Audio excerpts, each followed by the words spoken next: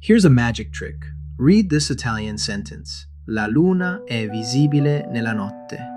Now, if you know any Spanish at all, la luna es visible en la noche. Congratulations, you just read a language you never studied. How?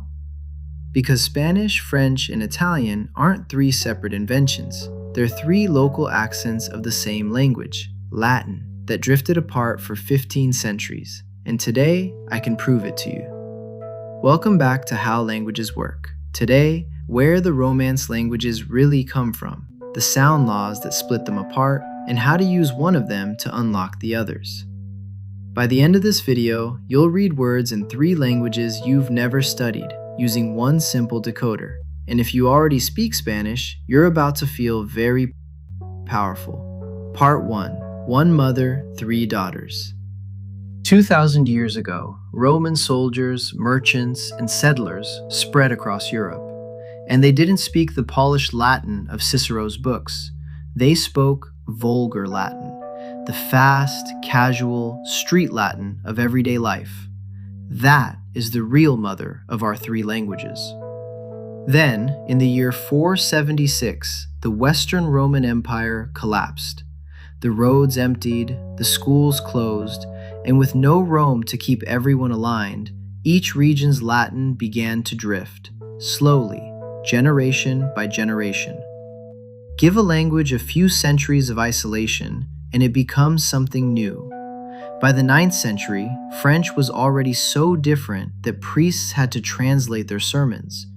The Strasbourg Oaths from the year 842 are the first official document in something we can call French. Here's the beautiful way to say it. Nobody ever stopped speaking Latin, not for a single day. It just slowly, imperceptibly, became Spanish, French, and Italian. Part 2. The evidence. Let's put the three sisters side by side. Start with the numbers. Linguists measure how much vocabulary languages share. French and Italian, 89%. Spanish and Italian, 82%. Spanish and French, 75%. For comparison, Spanish and English share barely a third of that. And you can see it with your own eyes. Water, agua, o, aqua, all from Latin aqua. Night, noche, nui, notte. Milk, leche, late, latte. And yes, the latte you ordered this morning is just Italian for milk. To sing, cantar, chanter, cantare. Moon, luna, lune, luna. Hand, mano, mane, mano. Same skeleton, different skin. These aren't coincidences, and they aren't borrowings. They're inheritances. Three daughters wearing their mother's face. Part 3. The decoder. Sound laws. Here's where it gets scientific. Languages don't change randomly. They change by rules. When a Latin word held a C and a T together, Spanish turned it into CH, French turned it into IT, and Italian doubled it to TT, every single time. Test the rule. Latin octo, 8. Spanish ocho, French huit, Italian otto. Latin factum, a deed. Echo, fate, fato. Latin dictum, a saying. Dicho, dit, detto. One transformation, dozens of words unlocked. You've just learned etymology's cheat code. The rules go further. Latin's F at the start of a word often became a silent H in Spanish. Farina became harina, while French and Italian kept their F. Farine, farina. So when you spot a Spanish H, try an F, and Italian often appears. And French? French swallowed sounds like nobody else. Latin Augustus, the month of August, slimmed down everywhere. Spanish agosto, Italian agosto. French took it all the way down to one syllable, ut. That's the French specialty. Maximum elegance, minimum letters. Once you know the rules, you stop memorizing words and start converting them. That's not studying, that's decoding.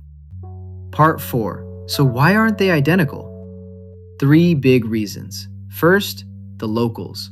In France, Latin landed on Gaulish speakers, Celts, and their mouths shaped its sounds. Second, the newcomers. Germanic Franks conquered Gaul and left behind words, and even the country's name, France, land of the Franks. Third, time and distance. Spain, Gaul, and Italy simply evolved apart for over 1,000 years. Italian stayed closest to Latin's sound. Spanish simplified. 5 clean vowels, say what you see. And French went on a phonetic adventure all of its own. And by the way, the family is bigger than 3. Portuguese and Romanian are sisters too. So are Catalan, Galician, Occitan, Sardinian. Latin didn't die, it just had a very, very large family. Part 5. Your unfair advantage as a learner. If you speak one Romance language, you don't start the next one from 0, you start from the middle. Most of the vocabulary is already half yours, and your grammar instincts transfer too. Gender, verb families, sentence rhythm. The hardest concepts already installed. So here's my method. Pick your anchor language, then learn the bridges. The C-T rule, the F to H rule, and the endings. Spanish dad, French te, Italian ta, all from Latin tatem. Universidad, université, università. 3 languages, 1 dictionary. One warning before you feel invincible. The sisters love to prank each other. In Italian, burro is butter. In Spanish, burro is a donkey. Italian salire means to go up. Spanish salir means to leave. Trust the family, but check the ID. So here's the reframe. You're not learning 3 languages. You're learning one ancient language's 3 favorite disguises, and every rule you learn is a key that opens all 3 doors at once. That's why this channel treats languages as a family. Learn the family tree once, and every new language stops being a stranger and becomes a cousin you've already half met.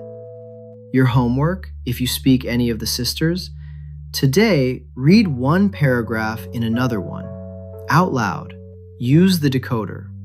You'll understand far more than you expect, and now you'll know exactly why. If this opened your eyes, subscribe, because next time, the fastest way to learn a language, explained simply.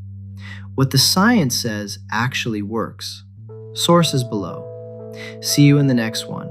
Nos vemos, a bientôt, ci vediamo.